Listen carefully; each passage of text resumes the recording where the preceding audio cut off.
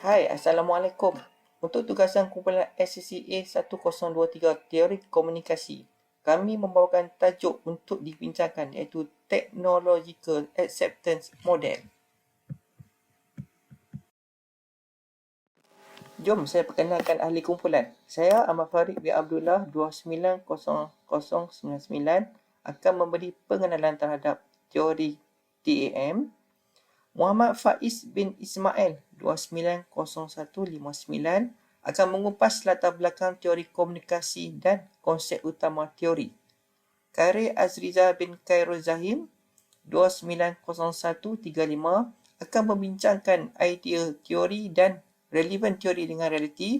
Dan terakhir, Nazirah binti Muhammad Syabuddin 290491 akan memberi kritikan terhadap teori dan kesimpulan. Pendahuluan. Salah satu teori komunikasi sistem maklumat yang paling kerap digunakan adalah model teknologi acceptance TAM. Model ini dicipta untuk mengenal pasti penerimaan teknologi dengan mengambil kira persepsi memudahkan pengguna dan persepsi kebergunaan teknologi. Teknologi acceptance model yang dipelopori oleh Davis pada tahun 1983 merupakan model yang mampu untuk menjelaskan penerimaan teknologi oleh masyarakat. TAM menjelaskan bahawa penerimaan individu adalah berdasarkan kemampuan inovasi dan teknologi itu untuk membantu, memudahkan dan serta dapat memberi manfaat kepada pengguna. Objektif utama TAM adalah untuk menjelaskan proses yang menyokong penerimaan teknologi, meramalkan tingkah laku dan memberi penjelasan teori bagi kerjaan perasaan teknologi. Davis 1989. Latar belakang teori komunikasi. Model Technology Acceptance atau TAM adalah teori sistem maklumat komunikasi yang melihat cara pengguna menerima dan menggunakan sesuatu inovasi teknologi. TAM pertama kali diperkenalkan oleh David et al. Pada tahun 1986. Beliau telah berpaksikan model Theory of Reason and Action atau TRA atau teori tindakan bersebab oleh Edison dan Fishbane pada tahun 1975. TRA adalah usaha untuk menjelaskan tingkah laku dan sikap manusia adalah berdasarkan sebab-sebab tertentu.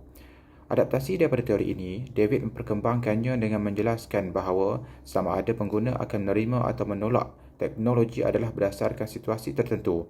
Dalam konteks ini, pengubahsuaian yang ketara dalam model penerimaan teknologi adalah lebih menekankan tentang penerimaan individu terhadap teknologi. Model ditambah memboleh ubah baru daripada model sedia ada. Seterusnya, model ini ditambah baik oleh Venkatesh et al. Pada tahun 2003 dalam kajian yang diterbitkan dengan mencadangkan model Unified Theory of Acceptance and Use of Technology atau UTAUT pula dihasilkan setelah beberapa penambahbaikan memboleh ubah dilakukan khusus untuk meninjau penerimaan teknologi dengan lebih terperinci. Konsep utama teori.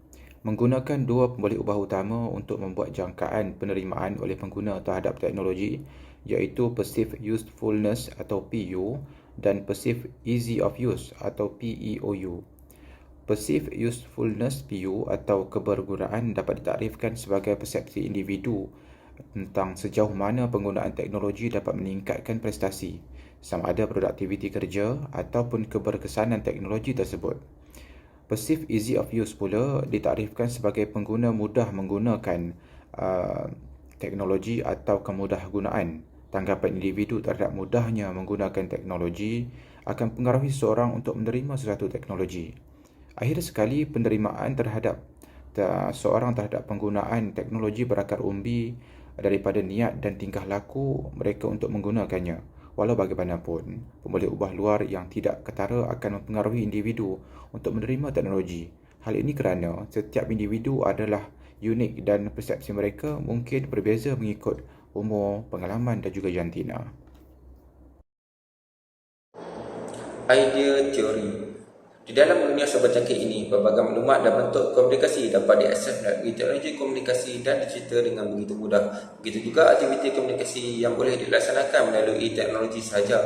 Sehubungan dengan itu, Davis telah mencipta model penerimaan teknologi yang akan melihat sejauh mana pengguna menerima teknologi dan inovasi yang baharu.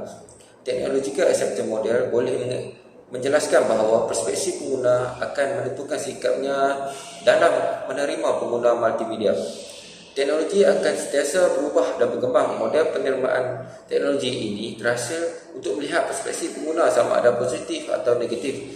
Technological Acceptance Model juga mencadangkan beberapa faktor akan menentukan keputusan mereka tentang cara dan bila mereka akan menggunakan teknologi baharu. Kedua-dua pemboleh ubah yang dinyatakan sebagai ini dianggap sebagai faktor yang berbeza dan masing-masing berkepentingan dalam mempengaruhi sikap pengguna terhadap penggunaan teknologi. Dalam model ini, idea generik tentang perspektif kebolehgunaan dan kepergunaan adalah penting daripada kepercayaan penting dalam membentuk sikap terhadap pengguna teknologi tertentu. Relevan teori dengan realiti atau keadaan komunikasi semasa dalam konteks organisasi awam atau korporat. Perkembangan teknologi berlaku disebabkan oleh keperluan manusia kepada kemudahan kehidupan yang sistematik. Teknologi media sosial boleh didefinisikan sebagai saluran komunikasi di atas talian, membolehkan pengguna berinteraksi antara satu sama lain dengan lebih mudah. Lebih-lebih lagi, keadaan komunikasi semasa dalam konteks organisasi awam atau korporat sememangnya telah berubah dengan drastik dengan penggunaan teknologi komunikasi pada masa kini. Pengisian maklumat dengan lebih pantas sememangnya memberi impak yang positif. Technological Acceptance Model telah digunakan dalam pelbagai disiplin, situasi dan kawasan geografi. Model ini menjadikan alat teori yang penting untuk meramalkan tingkah laku pengguna. Disiplin lain seperti pemasaran dan pengiklanan telah menggunakan model penerimaan teknologi sebagai tambahan kepada bidang pengguna sistem maklumat mereka. Secara keseluruhannya, melalui pelbagai penyelidikan yang telah dijalankan dapat menyokong model oleh Davis. Pelbagai perspektif oleh pengguna dan pilihan teknologi mengesahkan kesahihannya. Dalam erti kata lain, teori komunikasi ini dapat dilihat sangat relevan dengan realiti komunikasi semasa sama ada dalam konteks organisasi awam atau korporat di Malaysia. Kritikan terhadap teori. Kajian mendapati bahawa model TAM dicipta secara khusus untuk digunakan dalam sesuatu institusi berguna untuk penggunaan teknologi peribadi. Di Malaysia sendiri telah banyak kajian penerimaan teknologi menggunakan model ini sebagai asas panduan penyelidikan. Misalnya, kajian oleh Nur Hashimah 2021 dan Naida 2015. Hasil kajian ini dapat membantu pihak berwajib dan swasta melihat serta mengkomersilkan teknologi berkenaan agar memanfaatkan warga Malaysia. Malah, kajian penerimaan sistem penguatkuasaan automatik dalam kalangan pemandu menggunakan model penerimaan teknologi TAM oleh Naida sendiri telah mendukung hasrat kerajaan bagi menangani isu kesalahan jalan raya. Menurut Abdul 2019, pertumbuhan pesat teknologi maklumat merupakan revolusi besar dalam organisasi pendidikan. Pembelajaran berasaskan web pembelajaran elektronik sebagai bentuk pendidikan pengganti pertemuan bersemuka dengan membangun konteks pembelajaran yang baru. Teknologi ini juga dilihat sangat progresif di Malaysia dan bermanfaat pendidikan di Malaysia. Namun begitu, model penerimaan teknologi TAM juga tidak sempurna dan mempunyai kekurangan. Oleh kerana model ini sangat mudah dan jelas, ramai ahli akademik telah menggunakannya dalam kajian mereka tanpa mengambil kira realiti pengaplikasian yang sebenar. Untuk menilai penggunaan open source software, terutamanya dalam negara yang kurang membangun, hasil beberapa kajian yang mendapati bahawa TAM tidak begitu penting. Tuntutan yang dibuat oleh Logosson mungkin disokong oleh fakta bahawa platform dan perisian sumber terbuka adalah percuma, yang memberi insentif kepada pengguna untuk menggunakannya. Oleh kerana teknologi itu boleh ditukar dengan mudah dengan teknologi bebas dan sumber terbuka yang lain. Tanggapan tentang kebolehgunaan dan tahap kegunaannya tidak wujud untuk negara yang kurang membangun.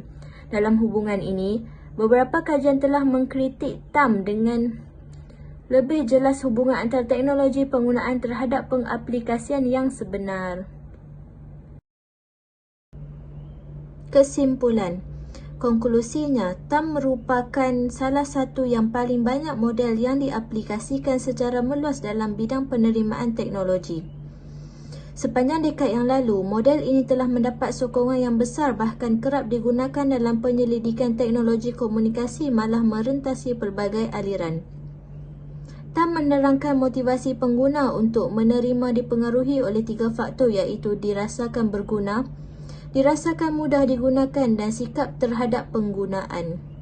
Walau bagaimanapun, beberapa pemboleh ubah sebagai pemboleh ubah luaran perlu ditambah dalam TAM untuk memberikan ramalan penggunaan sistem yang lebih konsisten. Walaupun demikian, model asal masih digunakan dan diiktiraf secara meluas dalam penyelidikan penerimaan teknologi.